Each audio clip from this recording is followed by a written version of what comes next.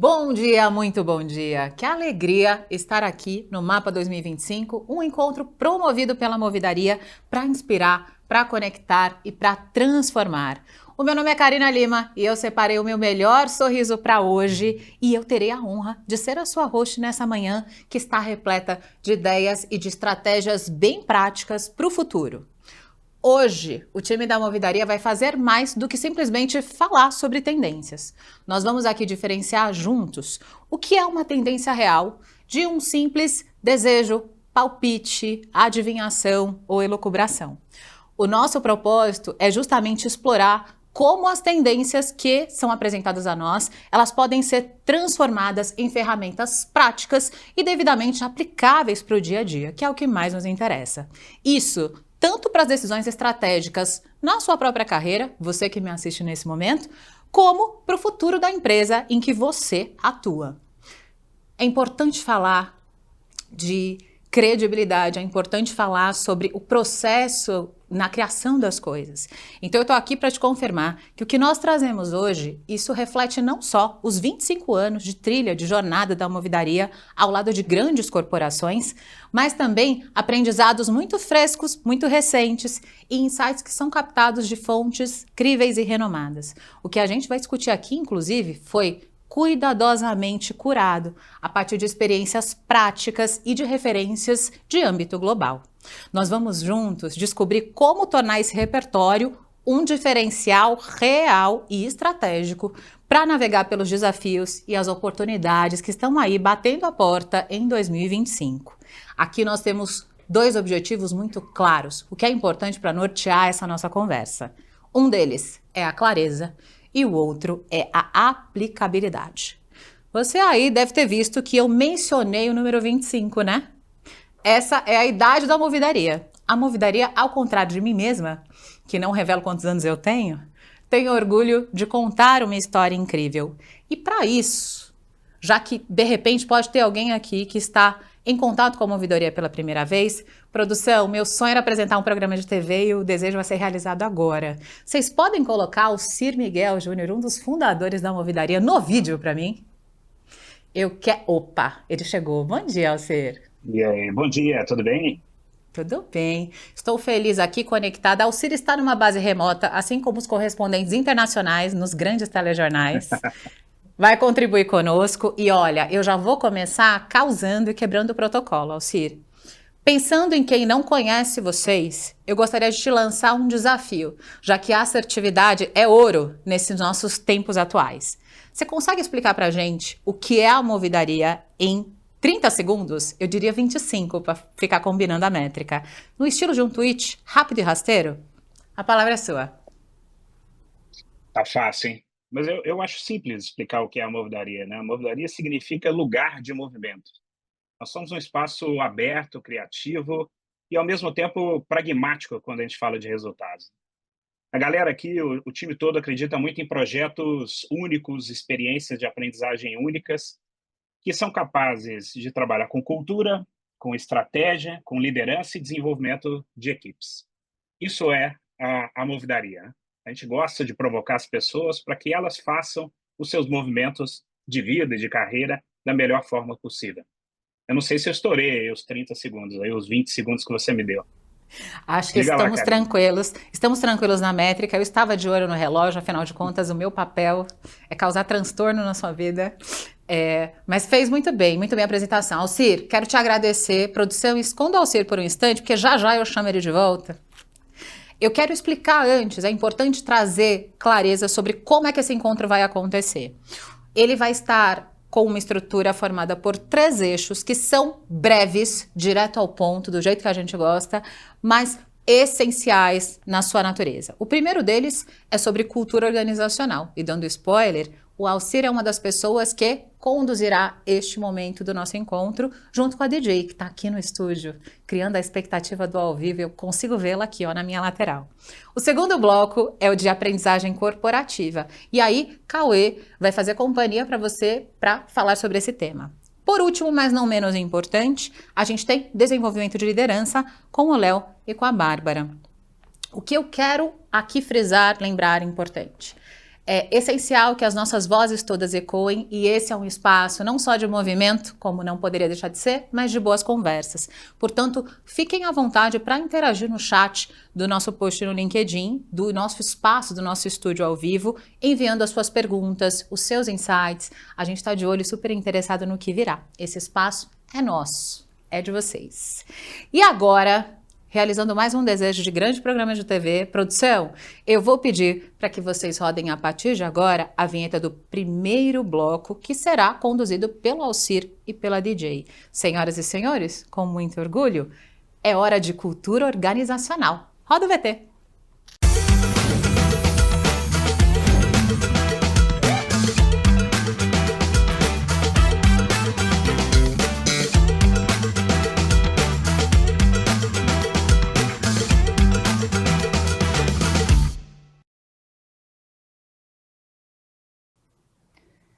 Olá, Alcir. Bom dia a todos. Olá, É um prazer DJ, estar tudo bem? aqui. Tudo bem, tudo bem. Prazer estar aqui com você, prazer estar aqui com todo mundo que segue a Movidaria e está junto com a gente nesse dia, nessa manhã. Manhã cinza de São Paulo, que eu adoro, por sinal. Eu adoro quando São Paulo está cinza, né? As pessoas não entendem isso, mas eu adoro. E é um prazer estar aqui com você, conversando sobre um tema que a gente gosta muito, né, Alcir? Que é cultura organizacional e também a relação dela com a estratégia corporativa. Então, fala um pouquinho para mim sobre esse tema, essa relação de cultura com estratégia. Bora lá, vamos começar a aquecer aí, né? Mas antes de falar da relação, eu queria talvez esclarecer um pouco, né, ou relembrar as pessoas o que é e como que uma cultura nasce e o que é uma estratégia, né? Então, acho que compreender melhor como nasce uma cultura e o que é uma estratégia pode ajudar a gente a chegar nessa relação, numa clareza dessa relação, né? Uma cultura, normalmente, ela nasce das necessidades humanas, tanto a parte afetiva quanto a parte racional. Ou seja, o jeito como as pessoas são, como elas interagem, como elas trabalham, como que elas entregam valor ao longo da vida. E vocês percebem que, por conta disso, a cultura é extremamente viva, não poderia ser de uma outra forma, e instável, como todos nós somos, né? Enquanto isso, a estratégia é uma escolha, é uma hipótese, né? A estratégia é uma definição. A estratégia, por ela mesma, é uma coisa sem vida. Então, quando eu penso na relação da cultura com a estratégia, e essa relação é uma relação íntima e muito importante, eu quero que vocês guardem o seguinte: enquanto a estratégia define o quê, a estratégia define um caminho, uma hipótese, uma escolha, a cultura vai definir fortemente o como as coisas de fato vão acontecer, como essa realidade vai ser transformada a partir da escolha estratégica. Então, não há como definir estratégias maravilhosas, esperar que estratégias maravilhosas, mesmo com sistemas de gestão bem construídos, né, para o desdobramento dessa estratégia, tenha êxito sem que a gente cuide da cultura. Então, essas duas coisas são tema aqui da nossa conversa. Tem uma relação extremamente íntima, tem uma relação causal enorme, e a gente precisa olhar as duas coisas com muito carinho. Se eu tivesse que olhar só uma delas, eu ainda investiria um pouquinho mais de tempo em cultura do que na parte estratégica. Então, antes da gente falar mais profundamente, né, do que mudou, do que não mudou, dicas, armadilhas e outras tantas coisas aí, me conta, DJ, o que é que não mudou nesse tempo, né? Com tantas mudanças e tantos movimentos, o que é que não mudou nesse assunto nos últimos anos aí na sua percepção, no seu jeito de olhar, na sua experiência? Ah, eu vou dizer uma outra coisa aqui, que eu já estava me esquecendo. Eu quero aproveitar para celebrar. A DJ está fazendo um ano conectada conosco aqui na Movidaria, trabalhando de um jeito maravilhoso. Sou fã, tenho aprendido muito com você, DJ. Então, eu quero deixar esse elogio e esse agradecimento por você ter topado esse movimento e você não tem ideia do quanto você está fazendo bem para todos nós. Diga aí, o que é que não mudou nos últimos anos? Fico feliz que a recíproca é totalmente verdadeira, um movimento maravilhoso na minha vida, que representa muito para mim. Obrigada. Que não mudou, né, gente? Não mudou a relação íntima da estratégia com a cultura, né? É uma relação interdependente, né? Apesar de muita gente ficar falando do E, né? O que é mais importante, a estratégia ou é a cultura? Não é um ou, né? É um e. Isso, uma sem a outra, os resultados da organização, eles não acontecem, né? Então, é uma relação muito interdependente. Cultura e estratégia precisam caminhar assim no mesmo nível ali de importância, né? Na pauta ali estratégica dos executivos da empresa, né? Então, isso não mudou ao longo dos anos, né? Não mudou também a importância da cultura para o sucesso organizacional. Assim, as empresas que elas não dão tanta importância à cultura, elas tendem a ter muito problema, muito mais problema do que as outras que dão importância para alcançar os resultados que elas precisam alcançar, aqueles resultados que foram definidos, né, lá na estratégia, né, eu quero alcançar esses resultados, então eu preciso olhar muito para a minha cultura, se ela está dando sustentação para isso. Então isso também não mudou, a cultura é extremamente importante para alcançar resultados. Né? Outra coisa que não mudou, e isso pode ser clichê, né, mas assim, o líder, sem o modelo do líder, o líder como o primeiro ali a fazer os movimentos, né, o primeiro a engajar as pessoas, né, a dar seu exemplo. Sem isso, também uma transformação cultural, uma evolução cultural, ou mesmo a vivência da cultura já estabelecida, ela é muito difícil de ser ali comprovada, realizada mesmo. Então, isso não mudou ao longo dos anos, né? Continua sendo e continuará sendo, né? Os líderes continuarão sendo aí primeiro guia, né? O farol, né?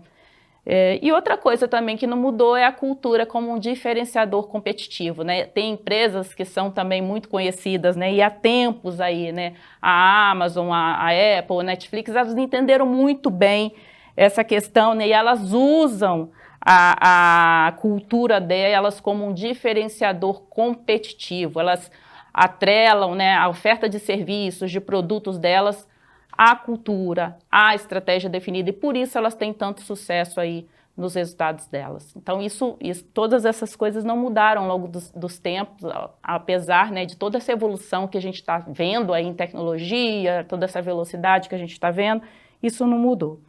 Mas tem coisa que mudou, e aí eu queria que o Alcir contasse para a gente um pouquinho sobre o que ele tem percebido de mudança com relação à cultura corporativa. Boa, boa. Vou comentar algumas coisas que a gente tem vivido juntos, inclusive, em projetos, né, DJ? Acho que a primeira questão que me vem à cabeça é sobre a mudança de natureza da estratégia, né? As estratégias estão mais rápidas, estão mais estáveis, estão mais dinâmicas, tudo está mais ágil, a pressão pelo tempo me parece bastante diferente nas empresas mais competitivas, né? Então, essa mudança na natureza da estratégia, ou a forma como a gente lida com a estratégia, com o próprio plano estratégico, tem impressionado muito mais as culturas, né? Tem impressionado muito mais esses líderes que você acabou citando aí.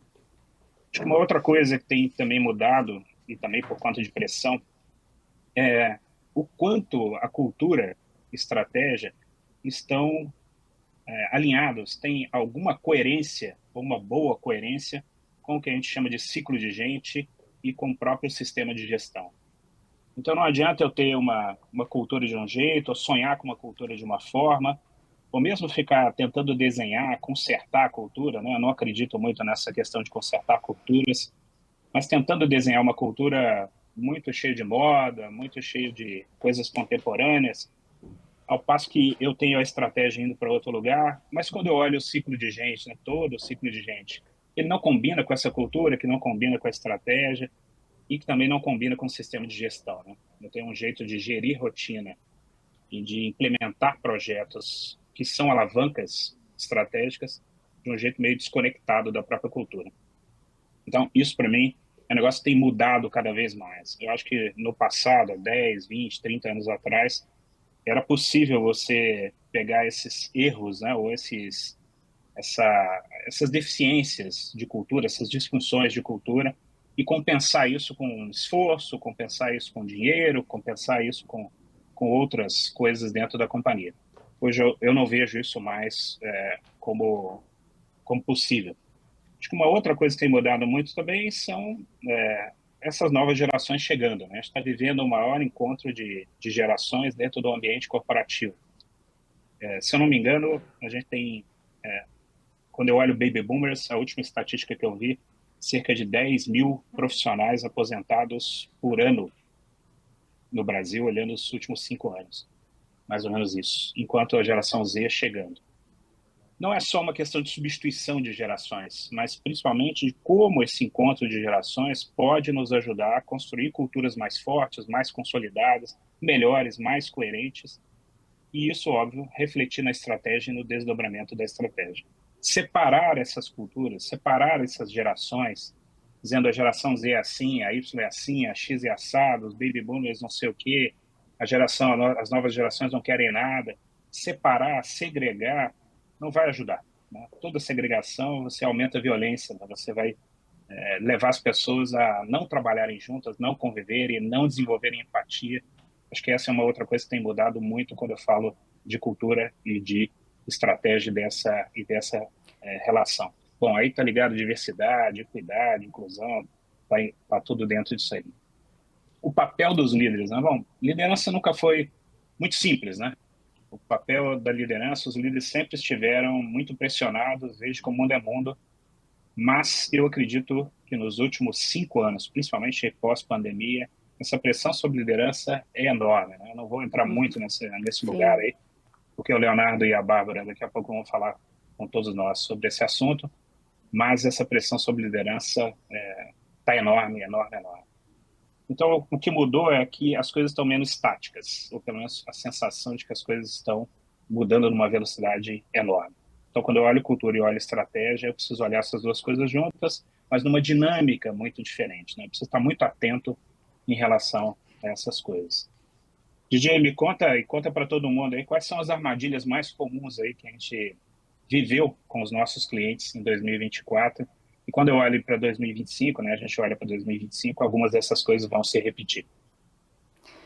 A gente viveu bastante coisa com os clientes e a gente viu muita coisa também por aí acontecendo nas organizações, né, aqui na mídia ou em pesquisas mesmo que a gente faz.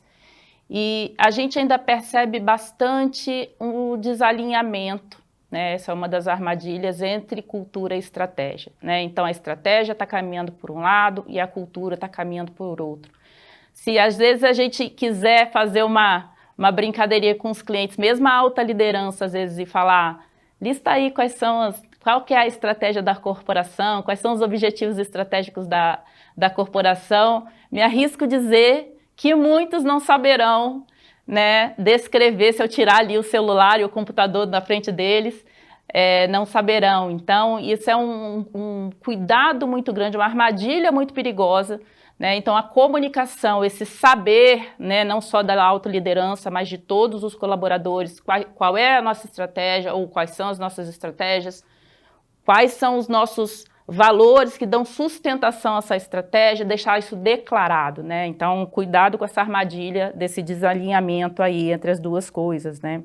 Outra coisa, o Cir trouxe a definição lá de estratégia no início, né? Então, a gente tem que ter muito cuidado também com o saber dessa definição. O que é estratégia? As pessoas confundem muito estratégia, né? Então, a estratégia não é um conjunto de ações, a estratégia são escolhas que a empresa faz, né? Para que ela esteja posicionada de forma diferenciada ali dos concorrentes dela, né? Naquele ramo de atuação dela. Então, a estratégia é isso, são escolhas. Então, eu preciso saber, né, qual é a estratégia da minha organização e não confundir estratégia com plano de ação.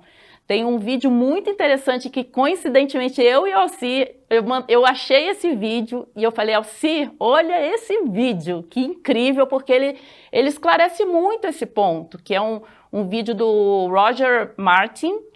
Ele é um especialista em estratégia renomado mundialmente, e ele traz essa definição de estratégia de uma forma muito clara, tá? Então, procurem esse vídeo do Roger Martin, e depois a gente pode mandar também aí no nosso chat depois para o pessoal acompanhar, que ele dá uma definição muito clara, e ele fala, não é um plano de ação.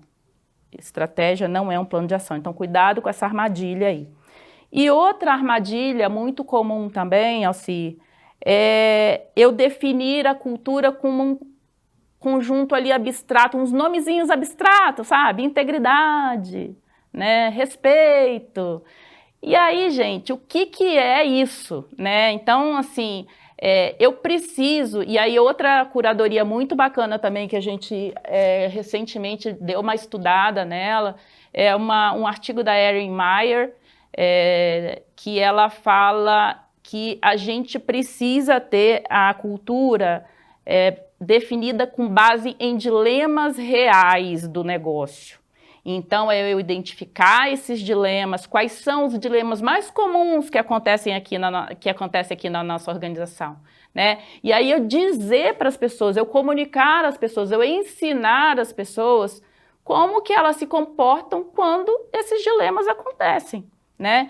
Então, se eu tenho ali, né, o meu líder define algo que eu não concordo, aí eu expresso isso ou não expresso isso? Né? Eu construo um business case ali para poder, né, compartilhar com ele, falando do que outro caminho eu sugiro ou não. Se eu identifico esses dilemas, nossa, na nossa organização acontece isso, como é que você faz nesses casos? E eu digo isso para ele, isso é muito importante. Então, cuidado com essa armadilha, com esses nomes lindos, né, às vezes muito abstratos, que não dizem claramente o que as pessoas precisam fazer diante de dilemas. Então, se a gente declara isso, eles vão conseguir tomar decisões mais embasadas, né? Então, essas são as armadilhas que a gente precisa tomar cuidado. E aí a gente vai contar um pouquinho, deixa eu ver se o meu passador vai funcionar aqui, minha gente. Alguns cases, Alcir, vamos compartilhar alguns cases que a gente conhece, que a gente viveu, que a gente pesquisou. Se você quiser, eu começo por aqui, num case que eu adoro, que é o case da Mercor. Gente, eu uso sempre esse case porque ele realmente é diferencial, é um diferencial, né? A Mercor, lá pelos idos de 2016, se eu não me engano, ela tomou uma decisão estratégica, ela queria ser uma empresa focada em maior bem-estar social e sustentabilidade. E ela contratou uma consultoria para ajudá-la nesse processo, e eles fizeram um case muito lindo. Eles tornaram uma indústria, viu? Uma indústria, não sei se vocês lembram das borrachas, dos produtos médicos também, da Mercor. Isso está tudo retratado lá no site deles também, tem lá o Narrativas Mercor, bem legal de se olhar. Eles tomaram uma decisão de ser uma empresa muito mais focada em responsabilidade social e sustentabilidade, e uma empresa mais horizontal, tá? Para vocês terem uma ideia, os executivos não chamam mais de diretores, né, esses cargos assim, eles são facilitadores, né? As decisões hoje na empresa são mais colegiadas, né? Então, todos se sentem mais empoderados, colaborando mais para os rumos da empresa, decidindo mais em conjunto. Então, foi uma decisão muito ousada, muito corajosa, principalmente para uma indústria, e que fez toda a diferença no dia a dia da organização. Então, hoje eles são uma empresa com esse fim, eles colocam o propósito acima tem um propósito maior, né, acima do lucro, né, tem outras coisas que eles estão mais preocupados, e toda a cultura deles foi repensada para alcançar essa decisão, né, estratégica, essa escolha estratégica que eles fizeram. Então é um case bem legal que vale a pena conhecer. Me conta um pouquinho da Embraer, da Porto. Eu vou fazer o seguinte aqui, DJ. Eu não vou abrir cada um desses cases, eu vou pedir a vocês, vou convidá-los, né, a se conectarem comigo, com a DJ, pelo LinkedIn. A gente vai ter o maior prazer de marcar uma conversa com você para compartilhar esses cases e aprofundar, para respeitar o tempo de todo mundo aqui, do que a gente combinou. Mas eu quero falar... Não, fique tranquila. Mas eu quero dizer o seguinte, eu quero que vocês guardem o seguinte: não há cultura ruim. Esse é um outro mito no mercado. Não há cultura organizacional ruim. A cultura precisa suportar a estratégia. A cultura precisa ter coerência com a estratégia e com tudo que está acontecendo dentro da companhia e fora da companhia também. Então, quando eu penso ali, né, quando escolhemos aí esses 4 para trazer para cá, Didi, e esse foi um dos pontos do nosso debate, quando eu penso em Embraer, penso em Porto, penso em Ambev, são culturas que combinam com a sua estratégia, que suportam as suas estratégias. São culturas que estão evoluindo, são culturas que estão sendo questionadas, admiradas, redesenhadas todo santo dia. Isso para mim é muito mais importante do que você ter um case com um olhar de copy e cole. Isso não existe. Não tenta copiar uma cultura de uma outra companhia para levar para dentro da sua empresa, porque você vai dar um passo de fracasso enorme. Isso eu posso garantir. Bom, para a gente poder fechar aqui, vamos dar uma olhada então no que a gente deixou aí para a turma sobre dicas, né? E eu diria que não são nem dicas, são mais provocações. São mais provocações do que dicas. A gente tem uma abordagem aqui na Movidaria que se chama espiral do movimento. O primeiro componente, o primeiro elemento da espiral do movimento são justamente os estalos, né? Como é que a gente provoca as pessoas a pensarem de um jeito diferente. Eu vou passar pelo primeiro aqui, DJ, e aí a gente pode ir batendo essa bola aqui, como a gente está fazendo desde o início. A primeira provocação é: qual tipo de cultura pode suportar nossa escolha estratégica? Qual é a sua escolha estratégica? Qual é a sua estratégia? Você cresce por aquisições? Você cresce organicamente? Você cresce por eficiência? Você cresce por intimidade com o seu cliente? Você cresce por tecnologia? Como é que você cresce? E qual tipo de cultura? Quais elementos de cultura? Quais valores, crenças, comportamentos, símbolos? Quais são as coisas que essa cultura precisa ter para suportar a sua escolha estratégica? Pensa nisso, é uma dica valiosíssima aqui na nossa opinião. Diga, DJ, comente outra aí. Uma outra dica bem relevante é como que a nossa cultura está alinhada, né? Se ela está alinhada ao ciclo de gente, né, e gestão, né, o nosso modelo, ao nosso sistema de gestão. Isso é muito importante. Não adianta nada eu falar que a nossa cultura é colaborativa e ter ali na avaliação de desempenho, né, metas e um sistema que enfatiza mais e mais e mais o que é individual, né? O que é eu olhar para minha área apenas, para minha meta, sem olhar para o todo. Então, a gente precisa pensar nisso também. Como é que os nossos sistemas estão sustentando e reforçando a nossa cultura. Ótimo, ótimo, é isso mesmo. A terceira provocação aqui para todo mundo aí, ó. Como podemos aumentar, né, a coerência entre as nossas falas, ações, principalmente dos líderes, né? Não é incomum quando a gente está ali olhando pesquisas de engajamento ou qualquer tipo de reação das equipes, dizer: o meu líder pensa uma coisa, fala outra coisa, sente outra coisa, faz outra coisa, parece um boneco completamente desconjuntado, como diria a minha avó mineira. Então, como é que a gente pode, por meio da liderança, aumentar essa coerência, né? Aumentar essa integridade? Isso vai impactar, isso vai fortalecer a sua cultura e, óbvio, também o desdobramento da estratégia. Diga, DJ. Uma coisa bem importante também, né? Quais são essas histórias que a gente precisa contar, né? Que símbolos são esses que a gente já tem que reforçam, né? Que outros não reforçam e a gente precisa repensar, né?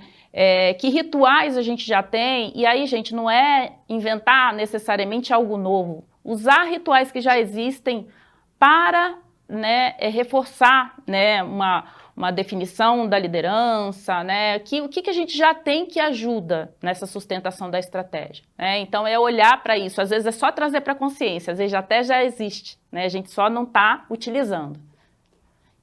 E aí, Elci, queria que você falasse sobre uma nossa última dica de ouro aí.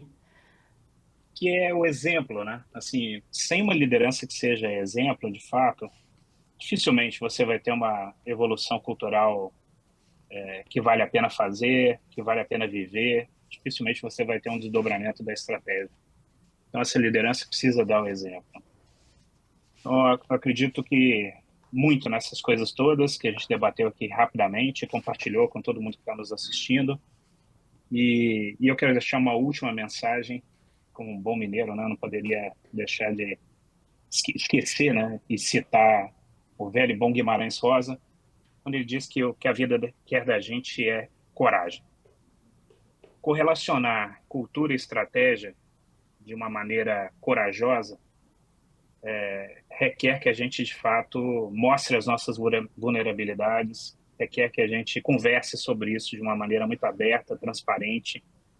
Sem coragem, a gente vai continuar fingindo, né, determinadas culturas e vai continuar fingindo que desdobra a estratégia perfeitamente. E todo ano a gente vai ficar repetindo uma série de coisas, gastando dinheiro, gastando tempo, gastando energia, pressionando as pessoas. Isso é muito cruel, né?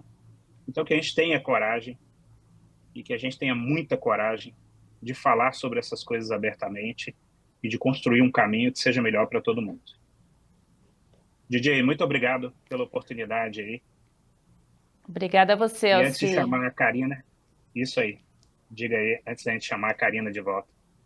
Não, super agradeço, é sempre uma delícia trocar com você, eu aprendo muito também, então está sendo incrível essa jornada aí, junto com a Movidaria. Obrigada mesmo. Muito bem. Karina, onde é que você está? Eu estou aqui de olho na transmissão. Inclusive, estou com 2 equipamentos por causa disso. DJ, vou pedir até para você ficar, porque eu estava aqui de olho na moita, nos comentários, e a Adriana Schneider escreveu assim: amo, a DJ é maravilhosa. Ai, portanto, gente, aproveite sua fama, obrigada. seu reconhecimento no momento. Linda. A gente fica feliz com tantas interações. Eu vou ler aqui 3 comentários, mas eu ficaria o resto da manhã aqui ecoando a voz de vocês. Gustavo Lima Tarazzo escreveu: que delícia acompanhar vocês por aqui. A Simone Paz disse: bom dia, aqui com a melhor consultoria de aprendizagem. Pode dar o print, mandar para a família, que é muito bacana trabalhar em algo que gere essa sensação de alinhamento. Engraçado que escutando vocês falarem, numa segunda-feira pela manhã a gente fica mais reflexivo, né? Eu acho que falar de cultura e de estratégia, DJ, não é só sobre posicionar melhor competitivamente, mas eu sempre penso na parte que a mim cabe, já que um ecossistema grande é formado de pessoas. Se não há clareza, o movimento não tem assertividade, certo? Certo, certíssima. Tem uma coisa importante aqui. Eu aposto que teve muita gente que ficou com aquele desejo de quero mais com relação à conversa. Então, produção, vocês podem colocar na tela 2 QR Codes para mim? Porque a gente vai ter uma oportunidade e eu quero explicá-la para vocês. É a seguinte: se você por acaso escutou DJ Alcir e sentiu o desejo de prolongar a prosa, com direito a citações de grandes autores, e a essa conversa boa que podia acontecer com um café ao redor de uma mesa, inclusive, a gente tem a possibilidade com o sorteio de 2 mentorias para as primeiras pessoas que aqui estiverem e que escreverem por inbox, ou para o Alcir ou para a DJ, eu quero mentoria. Você pode escolher tua interlocução, aquilo que te fizer mais sentido, e a partir daqui o nosso time da Movidaria vai fazer a seleção e vai ter prazer em desdobrar os assuntos com você, certo? Eu vou pedir, inclusive, para alguém do time, provavelmente Verônica querida, vai colocar links dos perfis e assim a gente tem essa possibilidade. Fechamos? Fechadíssimo. Arrasou, DJ. Adorei. Brilhou. Muito obrigada, Obrigada viu? a você. A partir de agora, vocês vão ver que vai acontecer uma mágica aqui. DJ vai desaparecer. E produção, chegou aquela hora. Se você aproveitou a mentoria, muito bem, parabéns, se deu bem. É necessário ter coragem, como diz um grande autor contemporâneo, Alcir. O segundo eixo vai começar e a partir de agora a mágica vai rolar. Temos aqui DJ e logo mais alguém mais chegará. O bloco de aprendizagem corporativa vai começar com o querido Cauê, que já está aqui nos nossos estúdios. Produção, pode rodar a vinheta.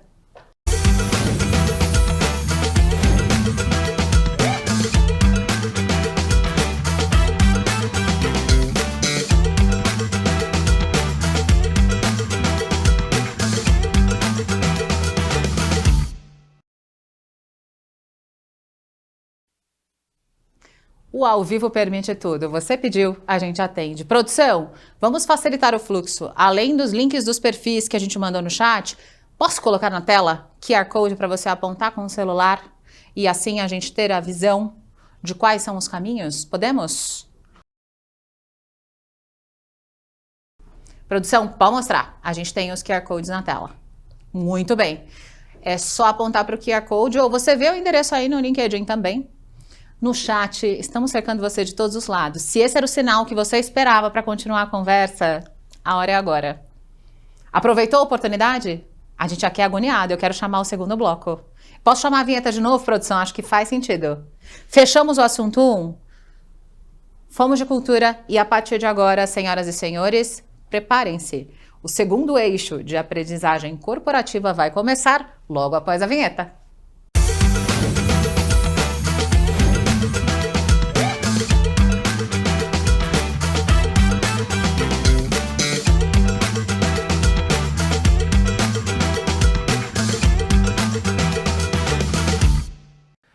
Muito bem, bom dia a todo mundo que está aqui, que já passou pelo primeiro bloco aí com a DJ e com o Alcir, com a Karina apresentando muito bem aqui nosso evento Mapa.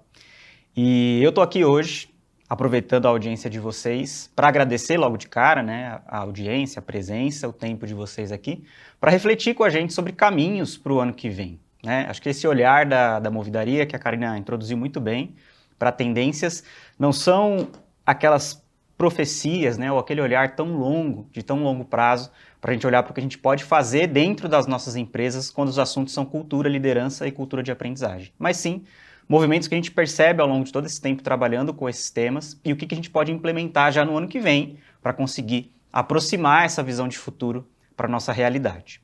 E hoje eu estou aqui para falar para vocês sobre algumas possibilidades, alguns caminhos para a aprendizagem corporativa já no ano que vem. São sinais, né, do que a gente já vive hoje, já vive há algum tempo, que a gente pode observar, aprender e implementar, mudar no nosso jeito de entregar o serviço de solução de aprendizagem dentro das empresas. E aí vou usar a minha cola aqui, ver se o PowerPoint está avançando. Me diga se vocês estão vendo aí, pessoal do estúdio. Estamos vendo tela. Tela. Ah, É que eu faço o quê aqui? Avanço? acho que é aqui. Acho que não está avançando. Aponta pra lá, ó. Quem sabe faz ao vivo. Quem sabe faz ao vivo, coisas do ao vivo, ó. Posso fazer o trabalho manual? Alguém da técnica faz o milagre. Vamos para Você mantém o sorriso, cara. Vamos para o tradicional, Sorrir vamos é para assim. o formato. Isso, pode avançar mais um. Mais um? Exato. Estamos na tela. Então, muito obrigado. Nosso primeiro olhar, né, o olhar que eu trago para pensar, para olhar tendências de aprendizagem corporativa, passa primeiro sempre por um contexto. Então, eu sou de um tempo, né, trabalhando com aprendizagem corporativa, em que a realidade virtual, realidade aumentada, era algo que seria a transformação do mundo da aprendizagem corporativa. E até hoje, eu ainda não vi algo nesse sentido que transformou, mas sim iniciativas muito menores, mas que se conectavam com o jeito que as pessoas aprendem nos seus dias de vida, fora da empresa, né? A partir do momento que eu consigo identificar uma necessidade, eu quero aprender algo novo. E aí eu vou lá e aprendo. Ao longo do tempo, olhando para o mercado de trabalho, olhando para as nossas carreiras, a forma de aprender dentro e fora da empresa foi evoluindo. Hoje vocês percebem, não sei se vocês, assim como eu, têm o hábito de cozinhar, por exemplo, ou tentar cozinhar, né? A forma de aprender um novo prato, uma nova receita, é muito diferente de 20 anos atrás. Eu não preciso mais necessariamente fazer um curso para aprender a fazer um novo prato, algo novo para receber as pessoas na minha casa. É muito mais ágil, é muito mais prático. Mas isso não foi sempre assim, né? Então a gente tem um quadro aí na tela de vocês, fazendo um comparativo entre os modelos de carreira e como a ideia de aprendizagem se estabelecia dentro dessas épocas, né? Dentro desses marcos. Até os anos 80, a gente poderia dizer que a empresa é a carreira, né? Então eu entro numa empresa e eu já me enxergo ali dentro ao final da vida, me aposentando ali naquela empresa.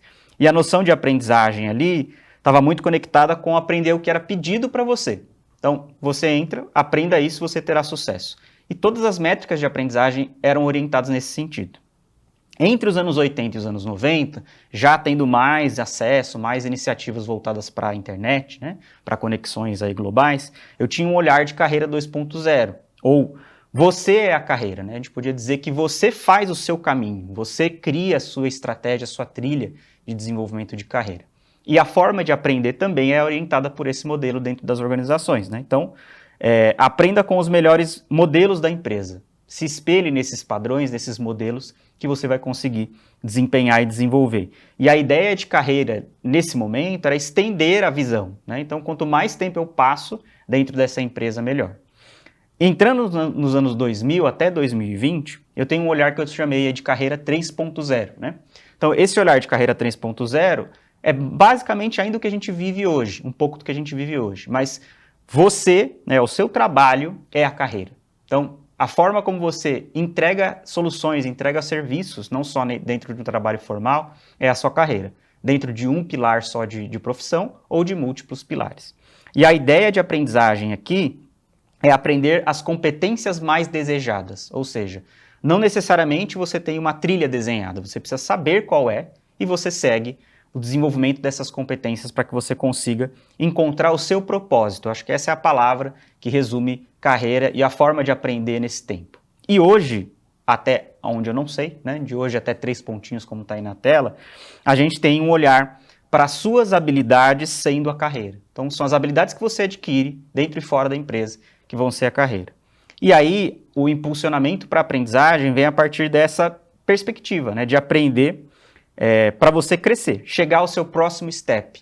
Então hoje a gente está vivendo uma era de bastante ansiedade também, é importante considerar isso, mas para a carreira, o que está mobilizando a maior parte das pessoas dentro das organizações é o que eu vou conseguir amanhã, o que eu vou conseguir logo após, e não o que eu estou vivendo hoje.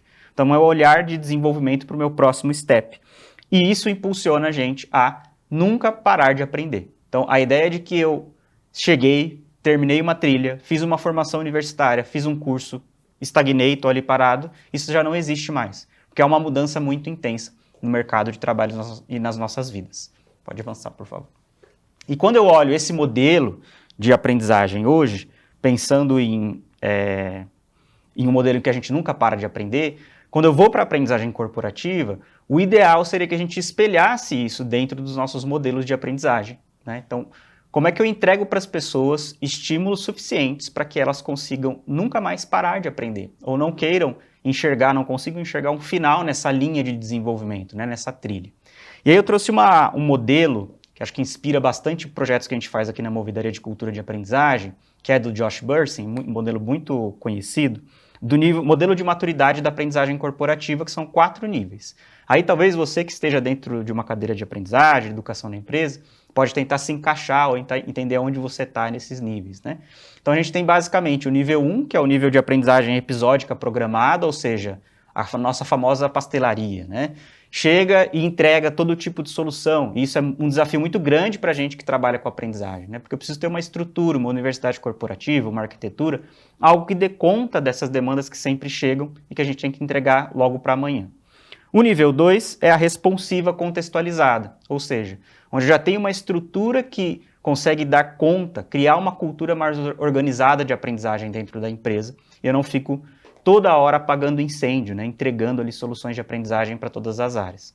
E os 2 modelos que a gente pode desejar ter, e que a minoria das empresas tem, porque há um esforço grande de patrocínio e cultura dentro da organização, é o modelo 3 e 4, mas que está muito conectado com o que eu falei do nosso jeito de aprender hoje, né? Então são os modelos de aprendizagem contínua e empoderadora, à medida que eu vou deixando a aprendizagem como cultura, e não sendo o centro da aprendizagem, né, o centro de expertise dentro do RH ou da área de treinamento, e o nível 4, que é o nível assim máximo que a gente deseja, que é o nível antecipatório, né? Então, um modelo, uma plataforma ou soluções que antecipem as necessidades das pessoas e que esteja disponível para que eles consigam buscar o que eles querem, o que eles precisam aprender dentro da empresa. Porém, para que a gente consiga fazer com que esse nível 3 e 4 aconteça, não está necessariamente o movimento conectado ao volume de soluções de aprendizagem, mas sim a cultura de aprendizagem que eu tenho na minha organização. Pode passar, por favor. E essa cultura, pensando nos dias de hoje, não sei vocês, mas fora das empresas, a gente aprende de uma maneira muito mais ágil, né? Muito mais conectada ao que eu preciso na hora que eu preciso. Então eu tenho um olhar de o que é microlearning e o que eu chamei aqui de macrolearning, né? A referência também aí é o Josh Bersin, né? O que eu tenho como microlearning, ou uso como o novo jeito de aprender dentro e fora das empresas, é o que a gente experimenta hoje, principalmente nas redes sociais, na busca por conhecimento dentro do que eu preciso realizar no meu dia, logo na minha semana, no dia seguinte, né? A frase que resume aí é: eu preciso de ajuda agora. Como eu faço para resolver esse problema? Então são conteúdos ou soluções de até 3 minutos, baseados em problemas reais, que entreguem com facilidade dentro de vídeos ou texto que a pessoa precisa. E aí o conteúdo ele precisa ser útil e preciso, mas ele não precisa ser necessariamente muito bem gravado, muito bem editado. Ele precisa me ajudar a resolver um problema real que eu tenho no momento que eu preciso. E eu tenho as soluções que são macro-learning, ou seja, O que é estrutural, uma mudança de cadeira, uma mudança de cargo, uma evolução, uma mudança de carreira, por exemplo, eu vou precisar de algo mais embasado, com mais carga horária, com mais definição, né? E esse conteúdo ele precisa ser didático e muito fundamentado. Então, a divisão entre o que é macro e microlearning é o que vai ajudar as organizações a entregar soluções mais aderentes à realidade das pessoas, ou seja, a forma como as pessoas também vivem a aprendizagem fora da empresa. Pode avançar, por favor. E aqui eu tenho uma linha que mostra um pouco como poderia ser um modelo baseado nessa estratégia de aprendizagem ao longo do trabalho, né? O workflow learning. Então eu tenho um novo conteúdo aprendido, uma estratégia que orienta as pessoas a aprenderem com microlearning, né? Soluções de microlearning, e aí eu avanço até o meu próximo step. Olhando para o que é microlearning, que para mim é o que vai orientar aqui o nosso papo final, aqui falando sobre as tendências de aprendizagem, e que é o microlearning, acho que o orientador principal do que a gente pode entregar como inovação nas empresas, eu tenho essa curva como um norteador. E no próximo slide eu já apresento para vocês as nossas tendências, né? Ou continuo apresentando as tendências para vocês. O que eu tenho como a primeira tendência, entendendo que microlearning é o caminho, é um dos caminhos de mais sucesso ou soluções que entreguem mais valor para as pessoas da forma como elas aprendem hoje, né? Um dos pilares é a cultura de aprendizagem, ou seja, eu tenho um modelo de cultura dentro da minha empresa, ele não é bom ou ruim, mas ele é, eu posso intervir nesse modelo, né? E uma das tendências é a gente mapear essa cultura de aprendizagem e evoluí-la, desenvolvê-la dentro da organização. Quais são os sinais de que isso é uma tendência, né? Eu tenho um sinal que é ligado às literaturas, então tenho as literaturas de arquitetura de educação, universidade corporativa, elas pararam ali nos anos 90, 2000. Ainda são muito boas, são muito fundamentadas, mas eu paro de ter um olhar para o desenvolvimento de arquitetura a partir desse tempo. Eu tenho um olhar de cultura de aprendizagem evoluindo, né? O Nigel Payne é um dos referenciais mais importantes nessa temática, né, de cultura de aprendizagem, e esse é um sinal de que a gente precisa evoluir esse modelo de pensar arquitetura para as empresas, né? O outro sinal é o alto índice de compras e cursos online, não sei vocês, mentorias, né, mas eu comprei, já fiz muitos cursos online, e a gente vai consumindo cada vez mais fora da empresa o que a gente precisa desempenhar dentro da empresa. Então isso é um sinal de que as pessoas querem aprender, mas talvez não encontrem dentro da cultura o modelo que elas esperam, né? E como fazer para desenhar, mapear esse modelo de cultura de aprendizagem e evoluir? Desenvolver um ambiente de confiança, entregar incentivos à colaboração e troca nas empresas, múltiplos formatos e ofertas, principalmente olhando para informal learning e social learning, né, reduzir um pouco a carga de aprendizagem formal, investir mais em aprendizagem informal. E a gente tem também aqui na Movidaria um modelo, né, quase um produto de cultura de aprendizagem, que é o Learning Strategy Reframe, para redesenhar de fato essas arquiteturas de educação ou modelo de cultura de aprendizagem para conseguir mais aderência e mais engajamento das pessoas dentro das empresas. A outra tendência que vocês devem já estar bem por dentro aí, todo mundo, né, e usando provavelmente, são as IA generativas, né, as inteligências artificiais generativas. O que eu tenho como iniciativa aqui, né, como passo 1 para enxergarmos ela como uma tendência, é a sensação de que eu tenho hoje um aumento de necessidade ou um aumento da busca por velocidade de aprender, né? Então, eu não consigo mais esperar tanto para aprender algo. E a IA entrega para a gente em segundos o que a gente demoraria 10 anos atrás, sei lá, meses para poder curar, né, de conteúdo e entregar. Então, eu tenho uma redução de esforço na busca por aprendizagem, né, na redução de esforço na geração de informação para as pessoas. E os sinais é que a gente tem um aumento cada vez maior de familiaridade, de facilidade no uso dessas soluções, né? E como eu faço para entregar IA como uma tendência dentro da minha empresa? Mentorias com IAs, com inteligência artificial, um onboarding baseado, né, com a IA fazendo a integração, orientação das pessoas e, principalmente, criar estratégias de transferência da aprendizagem, ou seja, quando a pessoa sai da ação de aprendizagem ou do programa, com a IA sendo aquela inteligência que cobra as atividades, que entrega, de alguma forma, algum desafio para a pessoa transferir para a prática. Então, a IA tem um grande papel na evolução da cultura de aprendizagem hoje. Pode avançar. O terceiro pilar, aí a terceira tendência, é a curadoria de microlearning. Então, como eu falei logo de cara, microlearning está em alta e segue cada vez mais tendo aderência das pessoas fora das empresas, né? Então, a curadoria de microlearning, ao contrário do que a IA entrega, é uma curadoria, mas com a lente humana, né? Então, eu tenho aí um olhar de quem faz essa curadoria para poder entregar para as pessoas o que elas precisam, no momento que elas precisam dentro da empresa, dentro da plataforma, dentro do LMS ou LXP que a empresa tenha, né? Então, sinais de que essa é uma tendência, eu tenho os vídeos curtos sendo um padrão de pesquisa, né? A informação vem cada vez mais, a busca cada vez mais dentro das plataformas de vídeo, e isso entrega aprendizagem, entrega cultura dentro e fora das empresas. E como, né? Como eu faço para poder entregar uma curadoria de conteúdo por microlearning? Mapeando quais são as necessidades mais críticas desses profissionais dentro das empresas, né? O que eles precisam, o que resolve, e não necessariamente gastando muita grana com uma grande infraestrutura tecnológica, né?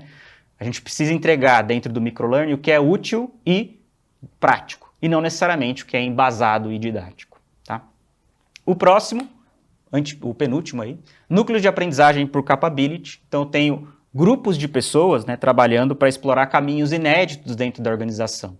Ou seja, eu tenho um problema real para resolver, eu crio um núcleo dentro da empresa, que é um núcleo multidisciplinar, né, multifuncional, de pessoas de áreas diferentes, e a partir desses núcleos a gente consegue resolver problemas, encontrar soluções online, presencial, híbrido, para problemas reais. Na busca por essas soluções, eu desenvolvo várias habilidades, não só que eu preciso resolver, mas eu consigo conectar as pessoas com esse olhar de resolução de problemas. Existe um como para fazer isso, e que a Movidaria entrega bastante, a gente faz muitas soluções nesse sentido, baseado numa metodologia chamada Problem-Based Learning, onde a gente consegue entregar a partir desses núcleos a resolução de problemas, a busca por soluções de forma ativa, e a partir da busca eu consigo desenvolver várias habilidades no meu time. O Action Learning é uma outra metodologia muito funcional para esses núcleos de aprendizagem por habilidade, né? A gente desenvolve a habilidade central, encontra soluções e a partir dessa busca por soluções eu desenvolvo mais maturidade no meu time também, mais responsabilidade, tenho menor visão de silos, né? Então consigo ter um processo de aprendizagem bem interessante. E para fechar, eu tenho uma prática que para mim é a principal prática, talvez, pode avançar por favor? Muito obrigado. A principal prática de aprendizagem dentro e fora das empresas, né? Que são as mentorias, sejam elas formais, informais, internas ou externas. Hoje, o uso do tempo é algo muito raro, né? Muito caro para a gente. E com o avanço das inteligências artificiais, a gente vem vendo que cada vez a gente vai aprender de maneira mais acelerada, né? Mais rápida. Com uma mentoria, contratando uma mentoria externa, interna, informal ou formal, eu consigo encurtar o tempo de aprendizagem, não é um atalho, né? Mas eu consigo, a partir da experiência de alguém que já tem uma boa bagagem, conseguir em um mês o que eu demoraria talvez 6 meses para conseguir, né? Então essa é uma prática ainda pouco praticada nas empresas. Existem alguns clientes nossos que têm programas estruturados de mentoria, mas as mentorias informais, as mentorias externas também fazem muito sentido quando eu vou falar de aprendizagem hoje. E aqui o espaço, né, o palco para a mentoria, ele não precisa de muita infraestrutura, é uma solução barata, é algo que entrega para a pessoa o que ela precisa no tempo que ela precisa, de forma real, de forma pontual, e eu acredito que esse seja um dos principais caminhos para a gente evoluir na aprendizagem corporativa já no ano que vem, favorecendo cada vez mais as trocas e reduzindo o investimento em soluções que são muito estruturadas, já que a gente tem a cada ano muitas mudanças dentro e fora das empresas. Muito bem. Olha, a produção já deu um spoiler do que vem, mas fica aqui, Cauê, que eu quero fazer comentários. Fica eu colhi fofocas boas enquanto você fazer a sua fala. Okay. Pode mostrar a tela, por favor. Assim como a gente fez no primeiro bloco, você vai ter a oportunidade de continuar a conversa com o Cauê. Eu fui a rainha dos prints enquanto você estava aqui falando, o Cauê fotografando as telas. Tá aqui o caminho. Cauê está apresentando em voo solo, mas eu não tô nem aí, você que lute. Tem 2 mentorias no bloco do Cauê. Então, se você quiser conversar com ele, você vai mandar por inbox, eu quero mentoria, e a partir daí, ele já vai mostrar pro time quais são as 2 primeiras enviadas, e vocês continuam aí de onde paramos. Agora, produção, mostra a gente aqui, porque eu quero mostrar a voz da audiência pro Cauê. Voz da audiência. Esse é o momento em que você se orgulha. Eu sempre quis participar de um programa assim, Jura? De auditório. Muito bom. Pois é, se Silvio não tivesse passado dessa pra melhor, eu ia dizer, vai pra lá, vem pra cá. Olha só, o Gustavo de Lopes escreveu assim, Cauê, trocas incríveis, repletas de aprendizados e descobertas valiosas. Ele mandou um hashtag Orgulho Movidaria. A gente se orgulha também do que a gente tá construindo na segunda-feira, né, Cauê? Muito legal. A Cristiane Marias escreveu, eu aprendo muito com todos os profissionais da Movidaria, pessoas incríveis com muito conhecimento e sabedoria. E aí Eliana de Souza Teixeira, que eu conheço inclusive, olha só como o mundo não é tão grande, falou assim, aprendizagem, provocações e conversas das boas, o melhor da Movidaria. Muito bem. Eu quero fazer um comentário, Cauê, porque afinal de contas, como aluna dedicada, eu estava aqui prestando atenção em você, eu trabalho, tenho vários empregos, então um deles é trabalhar como host, como facilitação. E muitas empresas me chamam para a parte criativa do planejamento para definir o como levar boa informação para os seus times. E uma das coisas que eu tenho lutado mais e tenho achado essa bandeira que eu vejo muito presente na tua fala é sobre esse revisitado modelo de aprendizagem, porque parece-me que hoje o hack de trazer o que é muito tecnológico, voador, com óculos de VR, é o que define a aprendizagem. O que eu percebo é uma retenção cada vez menor na vida real, e aqui eu tô falando, gente, porque no dia a dia é o que eu faço. Eu vou lá para a convenção de vendas, eu vou lá para o encontro de liderança, e o que eu percebo, tem muito barulho, mas tem pouco esse pensamento, esse refino do tem uma mensagem importante para dar, e como é que ao final do dia, na hora do jantar, aquela pessoa que me ouviu, ela vai saber reproduzir a sua maneira e já se apropriando do conhecimento, aquilo que eu disse. E muitas vezes isso não vai acontecer. Vai ter o robô dançando Macarena, vai ter milhares de tecnologias, a gente vai perceber, eu que sou millennial, né, gente, que já perdi colágeno, pessoas com mais dificuldade e tensão do que com prazer nesse processo de aquisição do conhecimento. Então eu acho que é essencial fazer algo que ninguém faz por nós, que é trazer humanidade para esse pensamento, para esse planejamento. Afinal de contas, a tecnologia está aí e eu acho que é importante que a gente saiba usá-la, mas com humanidade e paixão é que a gente dá recado para as pessoas, né? Não tem como não passar por essa estrada de empatia para fazer tudo acontecer. Entendemos o mesmo, sinto o mesmo, viu? Entendemos Muito o mesmo. obrigada pela sua fala. E a partir de obrigado. agora, vem uma nova mágica, que é de forma completamente remota. Eu e Cauê vamos ficar aqui na primeira fila e a gente vai partir para o terceiro eixo. Oferecer mentorias, fizemos um fechamento. Vamos falar agora sobre desenvolvimento de liderança. E para isso, produção, prepara a vinheta, porque eu vou chamar Léo e Bárbara para conversarem sobre o tema. Deixo vocês em ótima companhia. 1, 2, 3, pode rodar o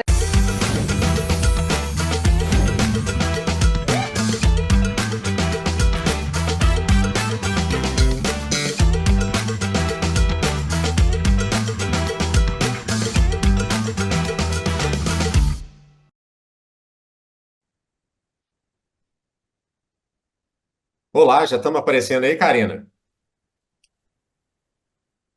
Ah, muito bom. Muito bom, muito bom. Prazer estar aqui, gente. Bom dia a todos. Sejam bem-vindos. Obrigado, Bárbara, também por estar nessa comigo. Prazer estar aqui com vocês. Bom dia, pessoal. É muito agradável de começar essa segunda-feira com essa audiência de clientes, amigos e parceiros, falando sobre o que vem por aí, né, Léo? É um pouco do que a gente vai mergulhar agora falando sobre liderança. Exatamente, a gente vai falar de desenvolvimento de liderança, numa mistura de tendências, né, de algo que a gente está vendo em alguns clientes, e também com um tom de desejo e necessidade que a gente reconhece, né, que deve estar na pauta dos programas de desenvolvimento quando a gente olha 2025. Aqui na Movidaria a gente não tem muito esse gastar de tempo com tendências num prazo muito estendido, né? A gente não sabe muito o dia de amanhã nesse mundo tão complexo e tão incerto que a gente vive, que a gente topou fazer esse exercício, né? Olhando 2025 e também olhar daqui a 25 anos não faz sentido, né? Essas grandes tendências que o pessoal fala de como é que vai ser daqui a 5, 10, 15, 20 anos não interessa muito a gente. A gente sabe que a gente está no final de ano, é momento de planejar 2025, muitas empresas fechando orçamento, fechando as iniciativas, fechando os programas, pedindo muita proposta para a gente. Então a gente quer falar de coisas que são relevantes já para agora, né? Para quem já está planejando, para quem já está olhando para o desenvolvimento de liderança no 2025. Então, produção, vou projetar minha tela aqui para a gente poder começar a conversar, tá? Então vocês colocam aí para todo mundo nos ver e a gente ficar na mesma página. Todo mundo vendo aí? Tranquilo? Show! Bora lá então. Gente, vamos ser bem direto aqui, até para aproveitar o tempo de vocês e a gente entrar na primeira tendência.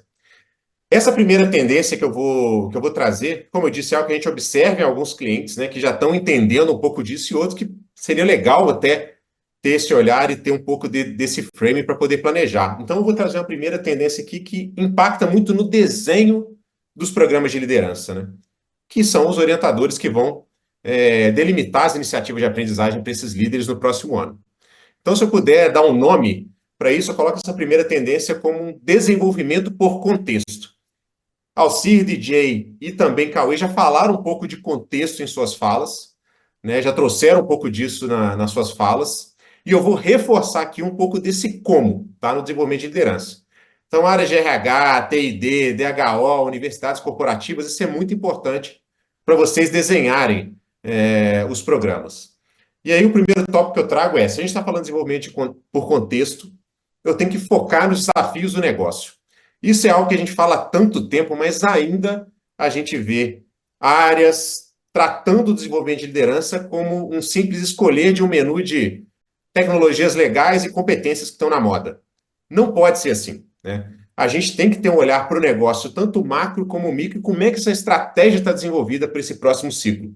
Então, vou dar um exemplo de contexto macro, né? A gente vê nos últimos anos, e Brasil mais ainda, que a gente vê um custo do dinheiro muito caro.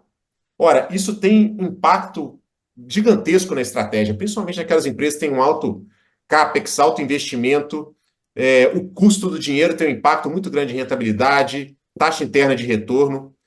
A gente precisa olhar para isso, porque essa pressão vai chegar na liderança. Então, isso é fundamental de entender o contexto macro desse negócio e também o micro. É um negócio que cresce em alta velocidade, é uma empresa que tem crescimento exponencial, dobra a cada ano, é uma empresa que tem um crescimento por fusão e aquisição, isso coloca uma outra pressão na liderança. É uma empresa que está no mercado mais já consolidado, mais estável, que a minha busca é busca por eficiência, né? Eu não vou ter ganhos de mercado, de market share, porque é um negócio mais estabilizado. Então, eu preciso entender esse contexto para saber como isso impacta a liderança. Então, é fundamental começar pelos desafios do negócio. A gente não pode esquecer disso. Isso é algo que a gente fala na Movidaria. O Alcir trouxe no início, né? A gente gosta de conhecer os diferentes negócios, diferentes segmentos dos clientes que a gente atua, né? A gente não tem nenhuma vertical que a gente foca, mas a gente gosta de atender diversos segmentos como seguradoras, serviços financeiros, indústrias em geral, bebidas, varejo, áreas da saúde. Então, a gente gosta de entender a dinâmica desse negócio, porque isso é fundamental para a gente focar o desenvolvimento da liderança. Então, tem que entender os desafios do negócio, gente. As áreas de RH, DHO, TID, as universidades corporativas estão a serviços, né? São áreas de staff por definição. Então, a gente precisa muito entender para fazer algo que case ali com o que o negócio precisa. O segundo ponto que eu trago ainda sobre desenvolvimento por contexto é que os ciclos de planejamento das iniciativas de aprendizagem têm que estar mais curtos.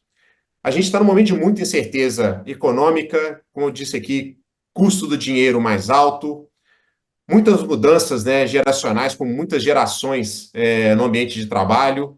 Algumas empresas, alguns segmentos têm uma dificuldade de achar sucessores. Então, ano após ano, eu tenho desafios que vão se renovando. Então, eu não posso trabalhar olhando para algumas coisas, né, para algumas competências que estão fora ali do código, para um olhar muito longe, né, muito distante daquilo que eu quero para a minha liderança. Eu tenho que olhar muito para o hoje, para o agora, o que esse próximo ciclo vai demandar. Então, em alguns negócios, principalmente aqueles com alta velocidade de crescimento, com estratégia mais agressiva de crescimento, diferente daqueles que estão em negócios, talvez segmentos mais estáveis, a gente coloca aí como uma tendência uma redução nesse ciclo de planejamento, né? De eu não gastar muito tempo olhando ciclos de planejamento de programas de liderança de 2, 3 anos, não. Foca no próximo ano. A gente tem clientes aqui que a gente recomenda, inclusive, que o ciclo deve ser semestral, né? Porque é um negócio que cresce muito rápido. Então, a gente tem que ter esse olhar também, que os ciclos de planejamento devem ser mais curtos quando a gente olha o desenvolvimento por contexto. E aí, naturalmente, eu preciso de quê? Mais flexibilidade dentro dos orientadores. Quando a gente já desenvolveu várias arquiteturas de universidade corporativa, de programas de desenvolvimento, de liderança, escolas de líderes, a gente vê que o aumento de flexibilidade, né, ele é fundamental para poder retroalimentar, né, com informação, o programa de desenvolvimento, com o que está acontecendo no negócio macro e micro também.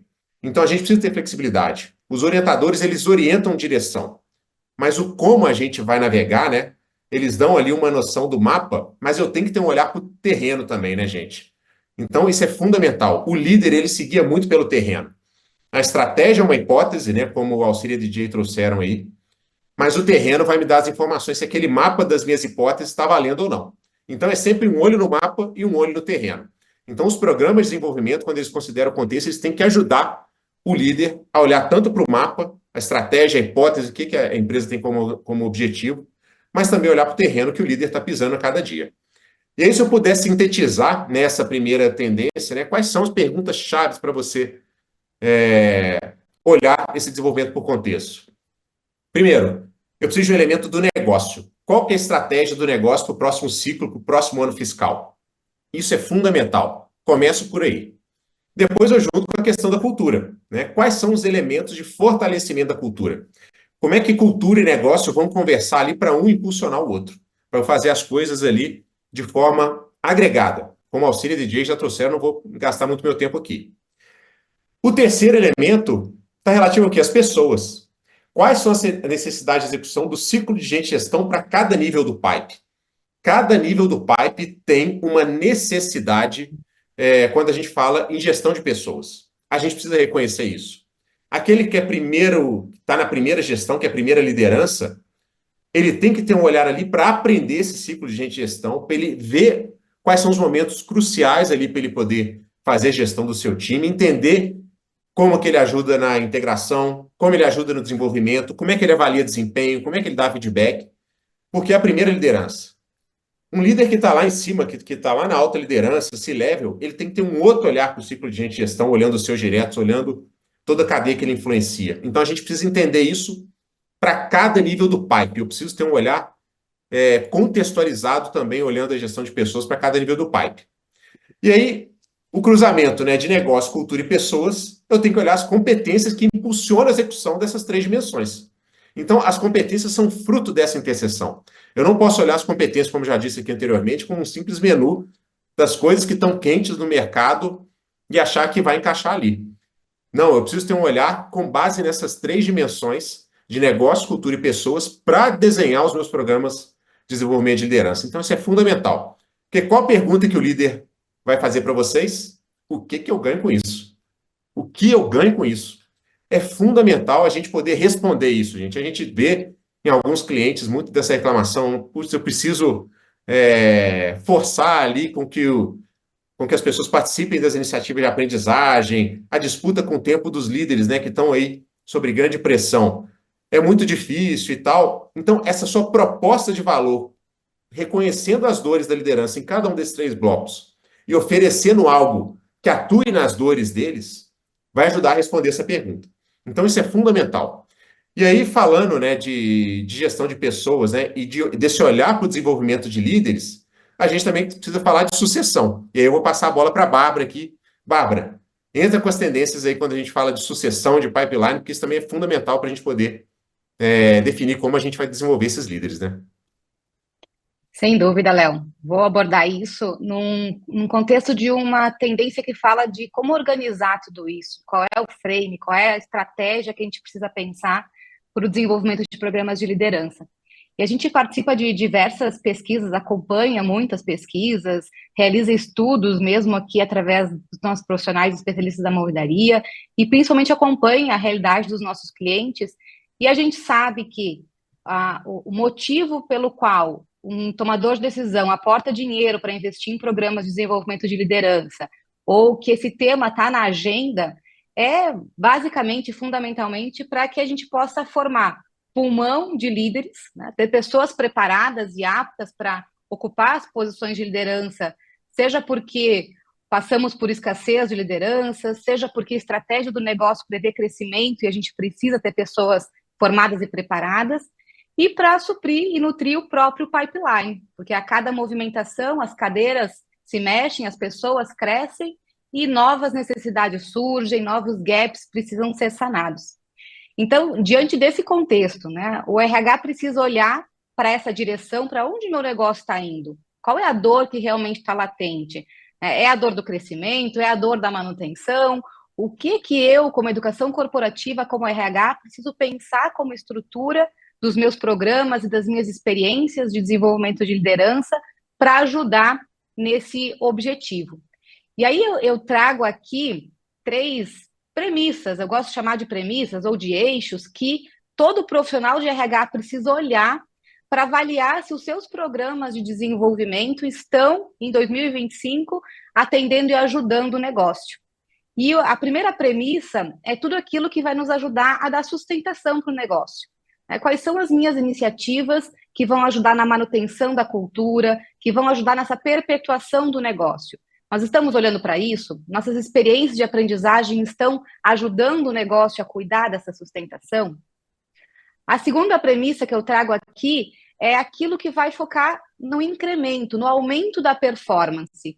Como a gente pode ajudar o negócio através do desenvolvimento de capacidades, de competências de liderança que vão impulsionar os nossos líderes a expandir a sua maturidade, o seu nível de competência para então conduzir equipes e ajudar a atingir os resultados do negócio. E não menos importante, eu trago a premissa dos programas de entrada, né, do quanto nós estamos atentos a pensar e estruturar ações de aprendizagem que vão ajudar a dar condições básicas de liderança e gestão, né, que são aqueles movimentos para ajudar quem está chegando na primeira cadeira de liderança a entender não só que persona é essa de liderança que a gente precisa para o negócio, mas qual é a caixinha básica de ferramentas para que ele possa realizar o ciclo de liderança e gestão de pessoas nesse negócio. E aqui não existe uma receita clara, mas sim é um combinado de olhar para a estratégia do meu negócio, de pensar nesses desafios para que eu possa estruturar essa estratégia de alimentação do meu pipeline de líderes. Pode ser que o meu negócio, em 2025, esteja num movimento muito mais de suprir demanda de novos líderes, então eu preciso olhar com carinho para os meus programas de entrada, se de fato eu estou deixando claro para todos o que é esperado, o que é desejado, se eu estou dando condições para que ele também se enxergue nessa posição de liderança e trabalhe nesse autoconhecimento, se ele realmente tem essa caixa de ferramentas toda à disposição e está compreendendo como usar esses recursos para melhor fazer a gestão da sua equipe. Então, esse pode ser o meu direcional para 2025. Agora, se essa não é a minha maior dor, ou se está bem encaminhado e resolvido, é hora de eu pensar na performance, como ajudar esses meus líderes a expandir as suas capacidades, as suas competências, olhando para quais são as competências que o negócio está exigindo agora. O que eu preciso trazer para as minhas trilhas de aprendizagem, para as minhas experiências de desenvolvimento, que competências são essas que eu posso mapear através de escutas, através de pesquisas que a gente já vem rodando dentro do negócio. E se isso está bem estruturado, bom, então eu também preciso olhar para aquilo que me ajuda a perpetuar, né, como eu estou cuidando, não só dessa cultura de liderança, desse jeito de fazer gestão de pessoas dentro do meu negócio, mas também pensando além de 2025. O que é que nós estamos fazendo e estruturando para cuidar de sucessão, para cuidar de perpetuação do negócio através de mapeamento, de desenvolvimento de pessoas, de necessidades específicas, muitas vezes, né, que não servem para todos, mas talvez aqui eu já esteja entrando um pouquinho nos comos, esse não é o nosso propósito.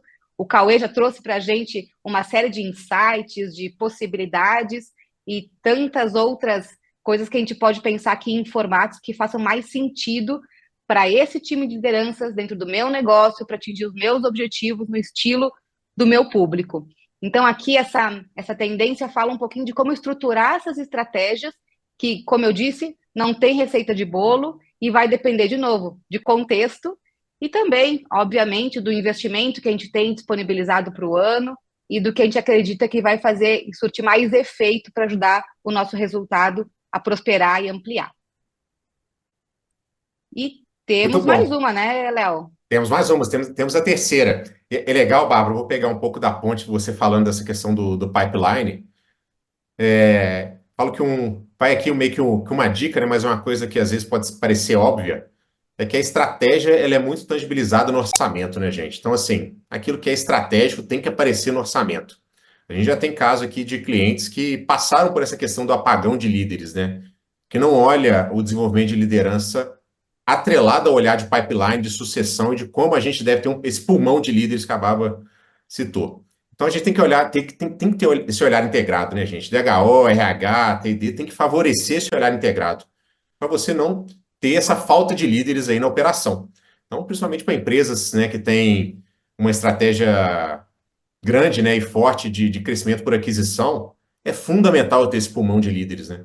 Então, essa é uma questão crítica. E aí, para fazer a ponte para a terceira tendência, é uma tendência que não é nada sexy, viu? Então, se vocês estiverem esperando aqui a próxima moda do verão, eu acredito que ela não vai ser nada sexy.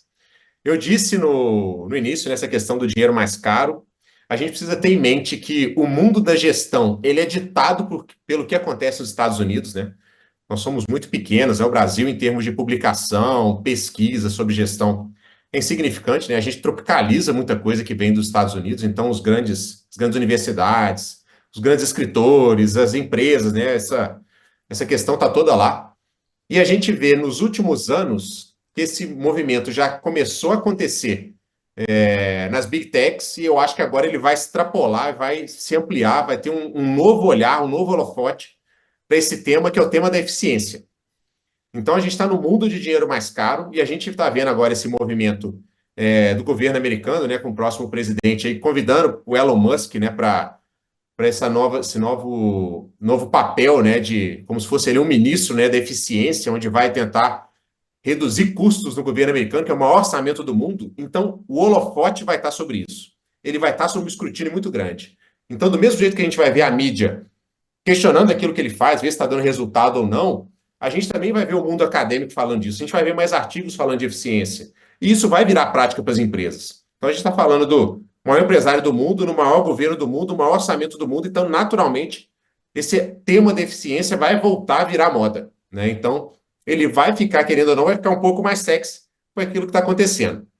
E aí, quando a gente fala de liderança, a gente vai ver essa pressão por fazer mais com menos. Ainda mais no Brasil, né, gente? Que a gente está com juro aí subindo, as empresas estão olhando isso vai apertar a liderança, tá? Então, quais são as 3 dimensões dessa eficiência? Não é só porque eu estou falando de eficiência, que é um tema chato, que eu vou olhar corte de custo. Entra o aspecto da inovação também. A inovação incremental, a inovação em nível de eficiência, ela é muito forte e é a mais praticada, né? As grandes disrupções, elas acontecem num ritmo muito menor.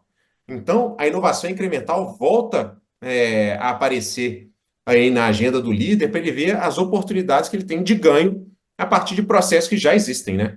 Então, e isso não é novidade mesmo, né, gente? A gente tem aí diversos métodos, né? Você tem o Sprint aí como mais novo, derivado do Google. A gente tem já olhando a linha mais japonesa, just in time, olhando os Kaizens, né? Que você olha os ganhos que você pode ter em produção, os ganhos de eficiência, enfim.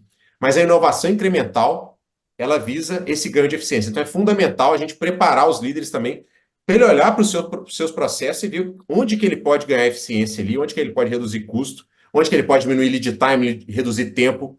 Isso é fundamental no mundo de dinheiro mais caro. O terceiro aspecto é um olhar para crescimento também ambidestria. Do mesmo jeito que a pressão de curto prazo vai estar por ganho de eficiência, eu não posso esquecer do longo prazo. Eu tenho que pensar que o longo prazo é a sucessão de curtos prazos, né, gente? Então, essa pressão no líder para ele fazer o hoje, ele reduzir custo, ganhar eficiência, não é por causa disso que a gente vai esquecer também do longo prazo. Então, os projetos de longo prazo, que a empresa coloca tempo, coloca energia, coloca dinheiro, ele também não pode estar desequilibrado nesse sentido de como é que o líder vai se dedicar para esses projetos e olhar o longo prazo também. Então, esse paradoxo da inovação, como o Christensen trazia, ele vai estar vivo também, mesmo no mundo de pressão por ganho de eficiência. E olhar a produtividade e rentabilidade, né, gente? Então, assim, negócios mais pressionados por custo, por inflação, por dinheiro mais caro, eles vão apertar de alguma forma. Esse líder, principalmente quem está nas áreas de negócio. Logística, produção, vendas, distribuição. Então, se eu pressiono o líder para fazer isso, naturalmente ele vai ter que colocar, de certa forma, esse olhar, esse direcionamento para a sua equipe. As competências que ele tem que trabalhar com a equipe num cenário de dinheiro mais curto, é totalmente diferente no lugar onde eu tenho de recurso abundante, dinheiro abundante, que o negócio está crescendo. Então, a gente está vivendo um cenário de um pouco mais de constrição. Então, eu vejo que o tema da eficiência, tanto porque vai acontecer nos Estados Unidos, como pela questão de custo do dinheiro no Brasil, né, de ter essa pressão por custo mais forte, que o tema da eficiência deve voltar aí para a agenda dos líderes. E aí, né, Bárbara, a gente também falando um pouco dessas tendências, sempre vem a pergunta para a gente quais são os temas, né, quentes. E muito diferente do que a gente pegar uma tendência, geralmente Fórum Econômico Mundial coloca aí, são coisas distantes, muito macro e tal. A gente sempre dá essa tropicalizada e olha para aquilo que a gente vê nos nossos clientes do dia a dia e o que a gente vê também que está acontecendo de movimento no mundo, como o próprio Cauê trouxe aí em alguns movimentos de aprendizagem, a gente falar também dos temas quentes para 2025, né, Bárbara? Vamos começar com o primeiro aqui? Bora, bora. São os temas quentes sobre a nossa ótica, né, Léo? Diante de tanta coisa que a gente vem acompanhando, e são muitos os temas e possibilidades. E, de novo, a gente depende do contexto de cada organização, de cada negócio, para onde se vai. Mas as nossas apostas de temas que vão estar presentes em 2025 nos programas de desenvolvimento de liderança são essas que a gente separou aqui para conversar com vocês. E a primeira que eu puxo, ele fala das conexões humanas. A gente vem vivendo nos últimos anos muitos desafios relacionados à tecnologia. Nós temos que aprender a trabalhar em formatos muito diferentes daqueles que nós fomos orientados no passado.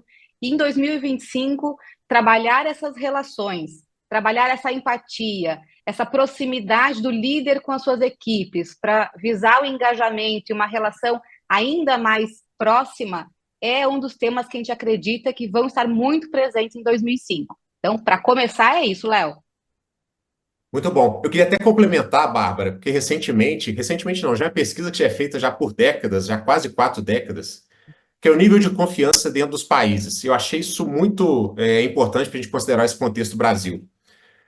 Ela é feita em vários países, né? Já tem um levantamento já extenso disso e eles fazem atualizações periódicas. E a última foi feita em 2022. E a pergunta colocada na pesquisa é se, de forma geral, você acredita nas pessoas com que você convive, né, no seu país, no seu meio?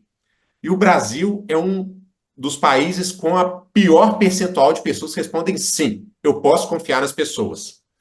Isso é endêmico, né, gente? Então, nós vivemos num país que o nível de confiança entre as pessoas é baixo.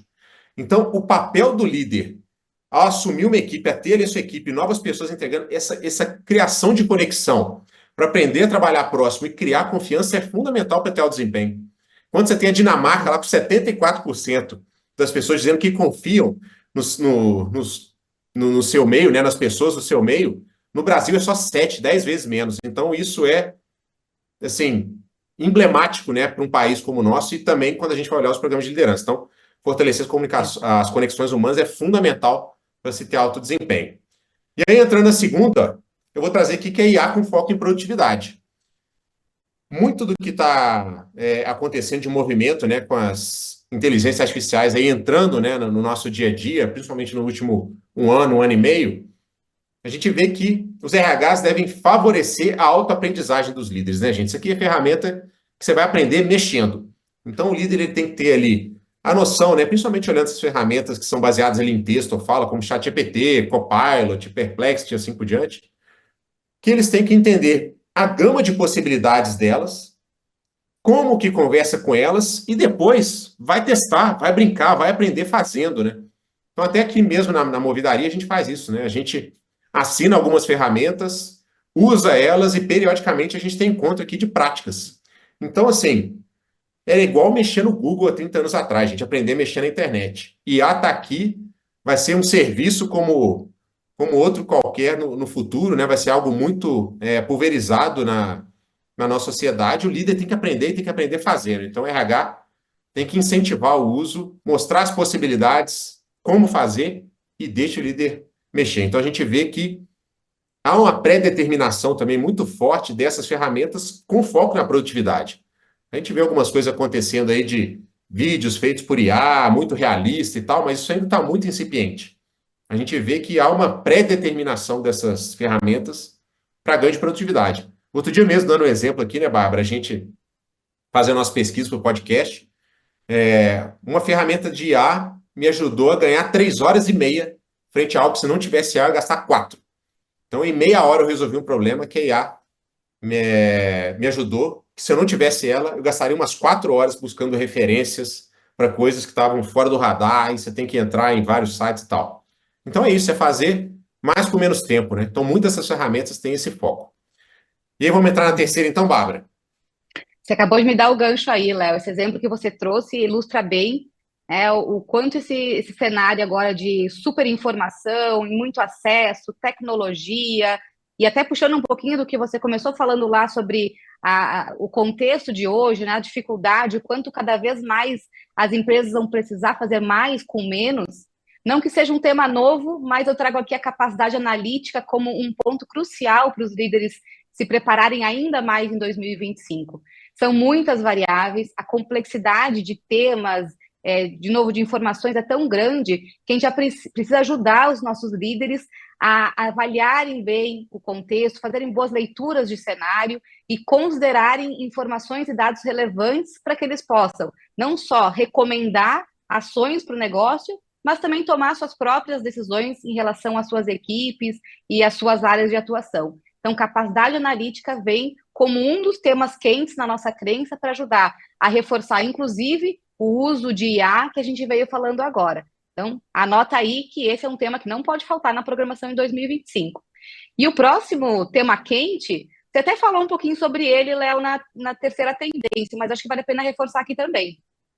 Exatamente, que é a gestão ambidestra, né, gente? A gente está vendo isso também, alguns clientes trazendo esse tema à tona desde o final de 2022, né? Eu estou vendo que algumas interações estão trazendo, os clientes estão trazendo, buscando entender isso.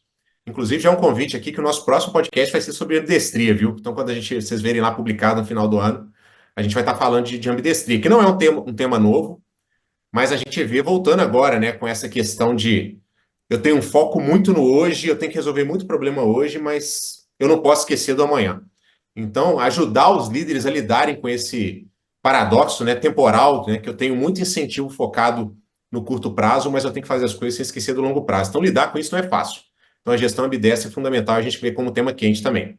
E qual que é o último tema quente aqui, Bárbara? Ele também não traz uma grande novidade, né? Talvez a forma como ele aparece em 2025 é que ele vem com uma roupagem um pouco diferente. Um dos temas que a gente viu muito acontecer nos últimos anos nas empresas é o tema da diversidade, equidade e inclusão. E muito se andou e se evoluiu em relação a isso quando a gente fala em práticas, em políticas e especialmente em letramento da liderança. Foi isso que a gente viu acontecer nos últimos anos.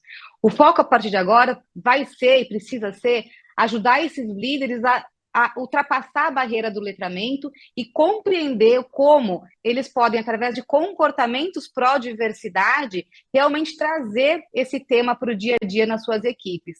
Como ter conversas inclusivas, como trazer para o seu dia a dia, para suas práticas de gestão, as práticas que as empresas vêm trazendo como referência de equidade, de diversidade. Então, o que a gente vai ver em 2025, que deseja ver, é como trabalhar e ajudar esse líder com comportamentos que demonstrem essa contextualização e esse alinhamento às práticas que vêm sendo tão bem adaptadas e desenvolvidas dentro dos negócios. Essas são as nossas apostas, os 5 temas mais quentes, outros tantos certamente vão estar pipocando por aí, mas que a gente espera que ajudem a reforçar o plano de trabalho para 2025 junto com todos vocês. E, fechando com isso, chama aqui a Karina. Novamente, você está ainda por aí, Karina? Fizeram um lindo trabalho, hein? Vou aproveitar, produção, antes da gente fazer o anúncio padrão da mentoria, eu vou ler alguns comentários breves. E, Léo, eu tenho uma pergunta aqui, mas que eu vou deixar nas suas mãos, seu chamado. Se dá tempo de responder agora para a gente honrar a nossa agenda prevista, ou se você vai estender a conversa com a pessoa que fez, tá? A Selma Fukushima disse, gostinho de quero mais em todos os blocos. A Suelen diz, sempre bom aprender e trocar com o Cauê. Cauê ainda reverberando aqui na nossa audiência. O Kaique César diz, parabéns, conteúdo super relevante. A Eliane Souza diz, conteúdo super bacana, aprender é cada vez mais vital no mundo e facilitar isso nas organizações, sendo intencional na evolução da cultura de aprendizagem, é uma delícia. Me nutre muito. Que bom, Eliane. E o Daniel Bahia fecha com competências de execução são chave para o sucesso de qualquer estratégia. Certíssimos, nunca erraram. Léo, a pergunta é da Elisa Toledo. E aí me diga se a gente consegue fazer um bate-bola, uma introdução a ela. Ela diz assim, Vamos lá. Esse ano eu tive a sensação em alguns momentos que líderes eram cobrados por gestão humanizada dentro de contextos, de certa forma, aspas, desumanos. Como vocês entendem essa questão para 2025? Olha, a gente sempre deve buscar, né? Quem fez a pergunta foi? Deixa eu ler o nome Perdão, sobre... seu nome. Elisa. Elisa, obrigado pela pergunta, viu? Elisa, eu conversei com ela tem algumas semanas, é um prazer tê-la aqui, Elisa. Elisa, a gente sempre deve buscar e fortalecer, né? Essa não é uma questão só do desenvolvimento, né, dos líderes, das pessoas, mas a gente deve buscar ambientes humanos.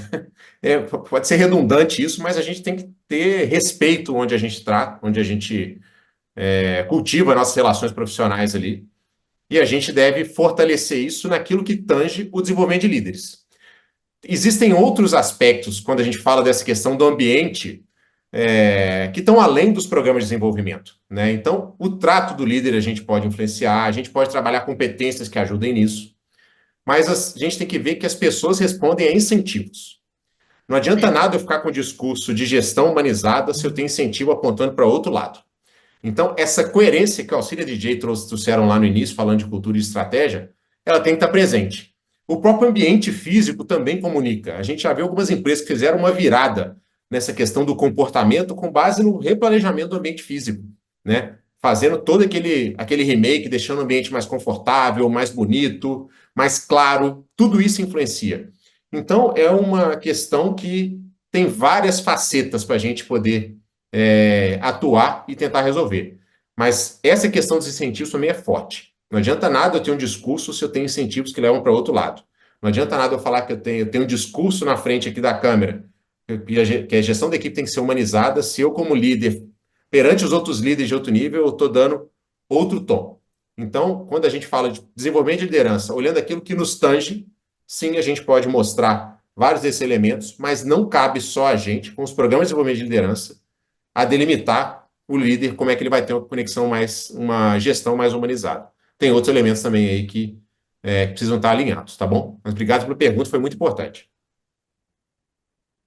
E não é à toa, né, Léo, que conexões humanas aparece como um dos temas quentes, justamente reverberando isso, né? E como você bem colocou, não são só os programas de desenvolvimento, mas dá uma pista do que é realmente importante e relevante ser trabalhado no próximo ano.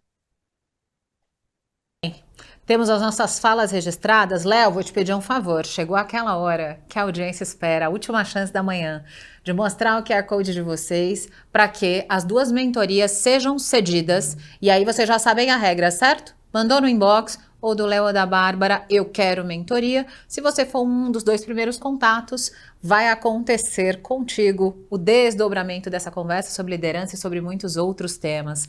Tá aí, ó. Vamos pedir para o time colocar também no chat a informação, mas você pode apontar o teu celular para um dos perfis o quanto antes e abraçar essa oportunidade, já que boas conversas são cada vez mais raras, né, nesse mundo tão apressado e nessas agendas tão ocupadas. Fechamos, Léo, com relação ao terceiro bloco? Muito bem. Fechamos. Muito obrigada, arrasaram, brilharam. Obrigado, e agora, Karina, mais uma vez. Eu que agradeço. Boa manhã para todo mundo. O tempo voou, hein, gente? Nós chegamos ao final do Mapa 2025. Foi incrível estar com vocês e perceber a cada minuto da transmissão toda essa interação, toda essa exploração dos temas que o time da Movidaria trouxe aqui. A mensagem que fica para essa manhã de segunda-feira, antes que você comece efetivamente as suas tarefas planejadas, é que você segure firme para que 2024 termine da melhor maneira possível, da maneira como deve ser, e de que você se lembre de que a Movidaria está aqui para ajudar a apoiar essa construção de um futuro muito mais claro e mais conectado em 2025. Felizmente, a gente diz que a conversa não termina aqui. A gente segue em contato, seguimos juntos para construir um ano novo ainda mais colaborativo. Em nome de todo o time que esteve aqui, na frente das câmeras e por trás delas, fazendo com que o espetáculo acontecesse, nós desejamos uma excelente semana, agradecemos por esse ativo tão valioso e escasso, que é o seu tempo. E a gente se vê logo mais. Até a próxima. Muito obrigada. Tchau!